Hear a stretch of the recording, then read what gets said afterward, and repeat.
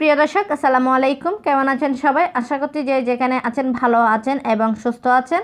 আজকে এমন একটি চিকেন রেসিপি আপনাদের সাথে শেয়ার করছি যেটা ভুনা খিচুড়ি, নান, রুটি, পরোটা, পোলাও এবং সাদা ভাতের সঙ্গে খেতে বেশ ভালো লাগে। আর এই রান্নাটি ঘরে থাকা উপকরণ দিয়ে কিন্তু তৈরি হয়ে যায়, তাই খুব সহজে তৈরি করে ফেলুন। এই চিকেন বোনাটা খেতে কিন্তু অনেক টেস্টি। তাহলে চলুন শুরু করা যাক। প্রথমেই দেখেন আমি এখানে চিকেন নিয়ে নিয়েছি। চিকেনটা ভালো করে ধুয়ে পরিষ্কার করে নিয়েছি। চিকেনটা আমি একটু বড় করে স্লাইস করে নিয়েছি।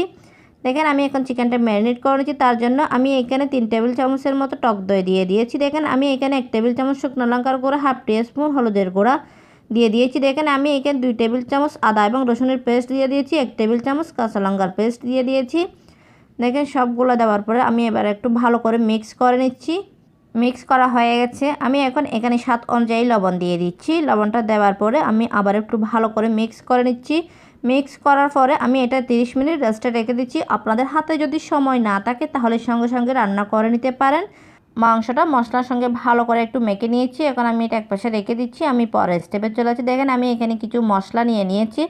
মশলার মধ্যে আমি এখানে 2 টেবিল চামচ ধনিয়া নিয়েছি, 1 টেবিল চামচ জিরা নিয়েছি, 1 টেবিল চামচ মিষ্টি জিরা নিয়েছি, আমি হাফ একটা জায়ত্রী নিয়েছি, 3টা এলাচ নিয়েছি, একটা দারুচিনি নিয়েছি, একটা কালো বড় এলাচ নিয়েছি, আমি 20টার মতো গোলমরিচ নিয়েছি। দেখেন সবগুলো একসঙ্গে ভালো করে একটু রোস্ট করে নিচ্ছি। দেখেন আমি এখানে 3টা শুকনো লঙ্কাও দিয়ে দিয়েছি। সবগুলো এখন আমি হালকা আছে একটু রোস্ট করে নিচ্ছি। দেখেন এইভাবে কালারটা চেঞ্জ হয়ে গেলে বুঝে নিতে হবে রোস্ট করা হয়ে গেছে। আমি এখন এটা ব্লেন্ড করে নিয়েছি। দেখেন একদম মিহি করে ব্লেন্ড করে নিয়েছি। আমার মশলা সবগুলো এখন রেডি হয়ে গেছে। আমি এটা একপাশে রেখে দিচ্ছি। আমি রান্না করার জন্য চলে যাচ্ছি। দেখেন আমি এখানে বেশ কিছু কুকিং অয়েল দিয়ে দিয়েছি। আপনারা চাইলে কুকিং অয়েলের পরিবর্তে কিন্তু সরিষার তেল ব্যবহার করতে পারেন। দেখেন আমি এখানে 1 কাপ পেঁয়াজ কুচি দিয়ে দিয়েছি। পেঁয়াজটা একটু ভালো করে ভেজে নিচ্ছি। দেখেন পেঁয়াজটা আমি একটু ব্রেস্তা করে নিচ্ছি। দেখেন পেঁয়াজটা ব্রেস্তা করা হয়ে গেছে। আমি এখন যে চিকেনটা ম্যারিনেট করে রেখেছিলাম সেটা দিয়ে দিচ্ছি। দেখেন দেওয়ার পরে ভালো করে একটু নেড়ে চেড়ে ঢাকনা দিয়ে ডেকে আমি 2-3 মিনিট কুক করে নিচ্ছি। আশা করছি আজকের রেসিপিটা আপনাদের কাছে ভালো লাগবে। ভালো লাগলে প্লিজ আমার চ্যানেলটা সাবস্ক্রাইব করে পাশে থাকার বেল আইকনটি প্রেস করে রাখবেন, আমাকে সাপোর্ট করবেন। দেখেন আমি আবারও একটু নেড়ে ছেড়ে দিচ্ছি।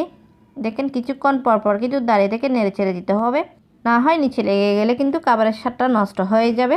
দেখেন আমি আবার একটু নেড়ে ছেড়ে রান্না করে নিয়েছি। দেখেন আমি অল্প করে পানি দিয়ে দিয়েছি, একদম সামান্য, হাফ কাপের চেয়ে কম। দেখেন দিয়ে আবারও ঢাকনা দিয়ে ডেকে দিয়েছি। দেখেন মুরগিটা একটু সিদ্ধ হওয়ার জন্য। দেখেন ঢাকনাটা নেড়ে ছেড়ে দেখেন মুরগি থেকে কিন্তু আপনার পানি বের হয়ে গেছে। এখন আমি পানিটা শুকিয়ে নিচ্ছি। এই পানি দিয়ে কিন্তু মুরগিটা রান্না করে নিচ্ছি। দেখেন মুরগিটা রান্না হয়ে গেছে। আমি যে মশলাটা পেস্ট করে রেখেছিলাম সেটা এখানে দিয়ে দিচ্ছি। আমি সবগুলো মশলাই কিন্তু দিয়ে দিয়েছি। দিয়ে নেড়ে ছেড়ে মিক্স করে নিচ্ছি। দেখেন আমি এখানে ধনিয়া পাতা কুচি দিয়ে দিয়েছি। দিয়ে আবার নেড়ে ছেড়ে অল্প আঁচে একদম লো মিডিয়ামে রেখে দিচ্ছি 5 মিনিট। আমরা রেগুলার যে মুরগি রান্না খেয়ে থাকি, এই মুরগি বোনাটা কিন্তু তার চেয়ে একটু আলাদা হয়ে থাকে, খেতেও কিন্তু অনেক টেস্টি হয়ে থাকে।